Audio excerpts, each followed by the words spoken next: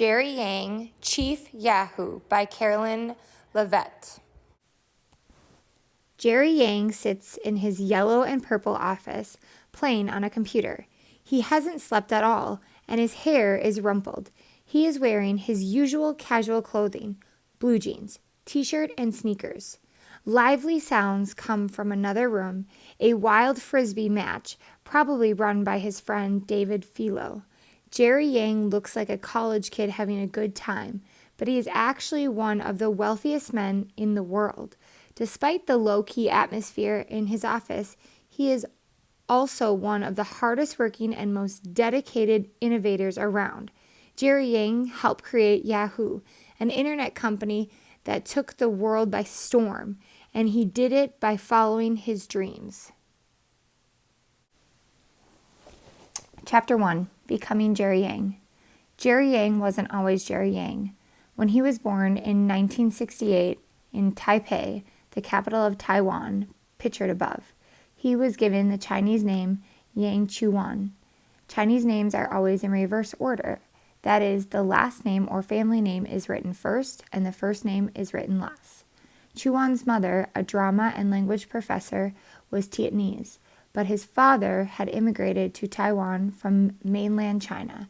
When Chuan was 1 year old, his parents had a second child, a new baby boy, but the family's happiness was short-lived. When Chuan was just 2, his father died suddenly. His mother was left to care for Chuan and his baby brother completely on her own. With Chuan's father gone, life wasn't easy for the Yang family.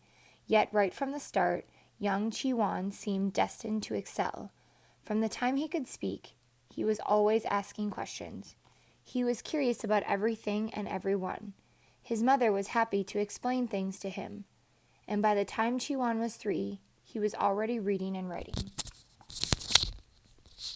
Yang Chuan was too young to understand how difficult the situation was for his mother.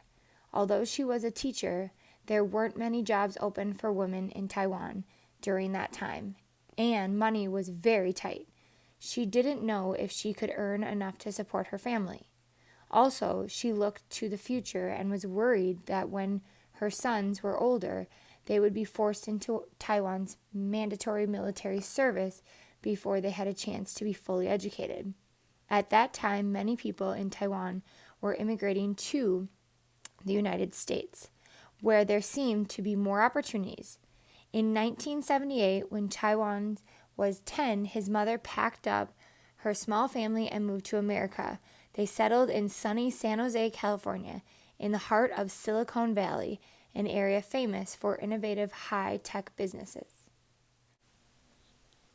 Chuan's mother felt that a new country warranted a whole new outlook and new names. She thought Jerry was a much more American-sounding name, which is how Yang Chuan became Jerry Yang. His younger brother took the name Ken Yang, and their mother changed her name to Lily Yang.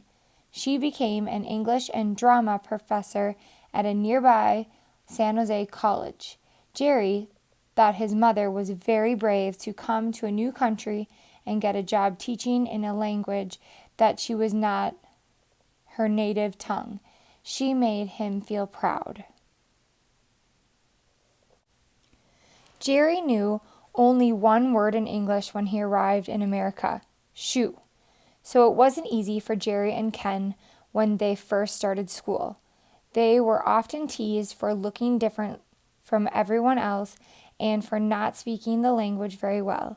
At first, Jerry was mystified by American money. Who was the strange-looking man on a dollar bill?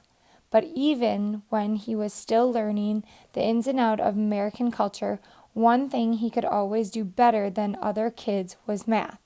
When it came to the math test, Jerry always got A's, something that impressed the other kids and boosted his status. In just a few years, Jerry and Ken moved from remedial reading classes into advanced placement English classes. Jerry soon began excelling in other subjects and continued to do so throughout his high school. When he attended Piedmont Hills High School, Jerry began taking even more advanced placement courses. He took so many of these advanced classes that he would later have enough credits to skip his freshman year at college. In high school, Jerry became so popular that he was called a BMOC, which is an acronym for Big Man on Campus.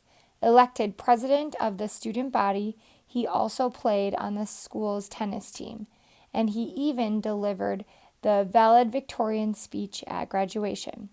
Jerry had many scholarships offered, including one from Caltech, the California Institute of Technology, but he decided to go to Stanford University in Palomino so he could live near his family.